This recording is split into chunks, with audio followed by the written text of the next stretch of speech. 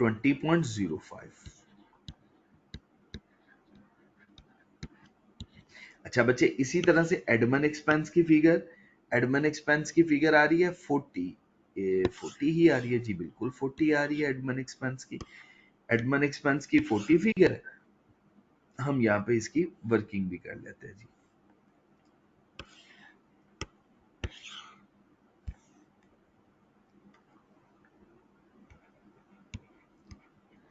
Zero point three seven five, 40.375 जी बच्चे। Finance cost की फिगर की एडजस्टमेंट अब करते हैं जी। फाइनेंस कॉस्ट की फिगर कितनी गिवन है? फाइनेंस कॉस्ट की फिगर है 0.30,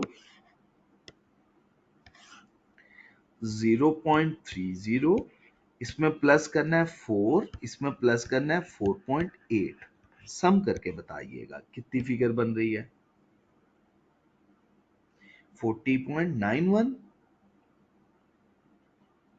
नहीं ये सही नहीं है, 9.1, सॉरी 9.1, ठीक है जी। अब प्रॉफिट बिफोर टैक्स की फिगर बतानी। अच्छा बच्चे, एक गलती हो गई, एक गलती हो गई, बिल्कुल सही है, एक गलती हो गई, नहीं ये ठीक थी फिगर, ये ठीक थी फिगर। देखें जी, वो फिगर गलत ये हो गई है जी, बिल्कुल सही, आपने सही हाईलाइट किया है। वो 30, वो जो फ्रॉड के लॉस की फिगर है वो हमने ऐड नहीं की हुई। ये फिगर रिवाइज करके मुझे बता दें टोटल फिगर क्या बनेगी जी, क्योंकि हमने लाइन आइटम ऐड नहीं की थी, हमने कहा था हम इसी में ही ऐड कर देंगे। 40 और 30 70 हो जाएगा, तो ये फिगर हो जाएगी 70.375। यही फिगर बन रही है ना जी बच्चे। अब प्रॉफिट बिफोर टैक्स की फिगर जरा मुझे कैलकुलेट करके बता दीजिएगा, जल्दी से करें।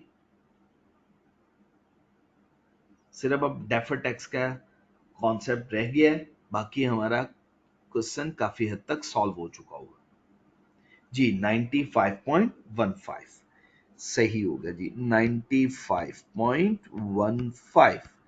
करंट टैक्स की फिगर जी बच्चे, करंट टैक्स की फिगर तो हमने सीधी सीधी फिगर पहले ही कैलकुलेट की हुई है। करंट टैक्स की फिगर कितनी है? 16.5 थी ना, 16.5 थी या 15 थी? करंट टैक्स की फिगर देख लेते हैं। क्वेश्चन में हम लोगों ने पढ़ा था 16 पॉइंट, जी बिल्कुल ठीक है, 16.5 ही है, ये 16.5 करंट टैक्स की फिगर ये है।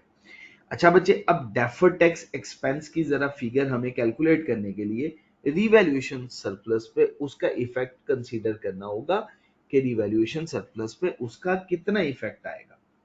ठीक है जी बच्चे, तो रिवैल्यूएशन सरप्लस पे डेफर्ड टैक्स लायबिलिटी का कॉन्सेप्ट जरा समझिएगा। ठीक है, तो जरा कैलकुलेशन हम शुरू करते हैं इसी यहाँ पे जहां पे मैंने पहले की हुई है कैलकुलेशन, यहीं पे मैं कैलकुलेशन कर देता हूँ। ठीक हो गया जी बच्चे, आप लोगों ने बस मुझे साथ साथ रिस्पॉन्स देना है। रिवैल्यूएशन सरप्लस का बैलेंस कितना था, ये जरा जल्दी से बताइएगा। रिवैल्यूएशन सरप्लस का बैलेंस था 42.5 का। रिवैल्यूएशन सरप्लस का बैलेंस कितना है? रिवैल्यूएशन सरप्लस का बैलेंस कितना है? 40.25 का। बिल्कुल ठीक हो गया, एक्सीलेंट। कितना बैलेंस है? 40.5, 42 पॉइंट, सॉरी 42.5 का बैलेंस। यहां तक कोई प्रॉब्लम तो नहीं है? समझ आ गई बात की? अच्छा बच्चे, अब रिवैल्यूएशन सरप्लस का इफेक्ट हमें कंसीडर करना है। रिवैल्यूएशन सरप्लस 42.5 का है, इसमें से मैं कहता हूं रिमेनिंग बैलेंस जो ड्यूरिंग द ईयर बैलेंस है,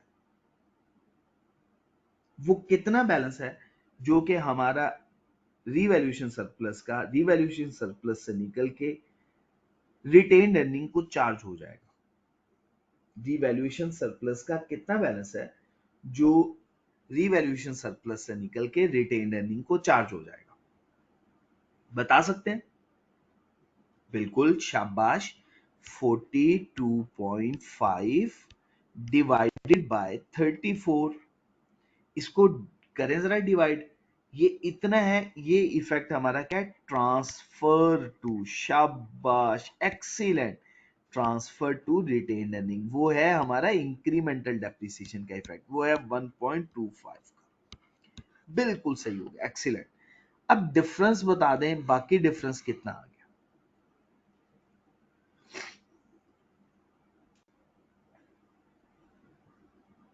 42.5 में से 41.25, 41.25, 41.25।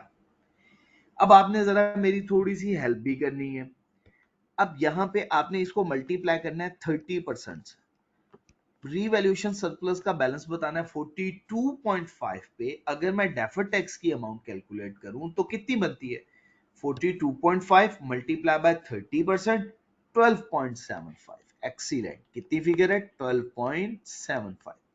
ये ओसीआई की वर्किंग करने लगे ना हम, ओसीआई की वर्किंग के लिए। बिल्कुल ठीक हो गया, शाबाश। अच्छा, इसी तरह से इस पे भी 30% रेट अप्लाई कर दें। बताएं जी, 1.25 का 30%, ये कितनी फिगर आ गई? 0.375। इसका नेट इफेक्ट आ गया। रिमेनिंग बैलेंस बता दीजिए।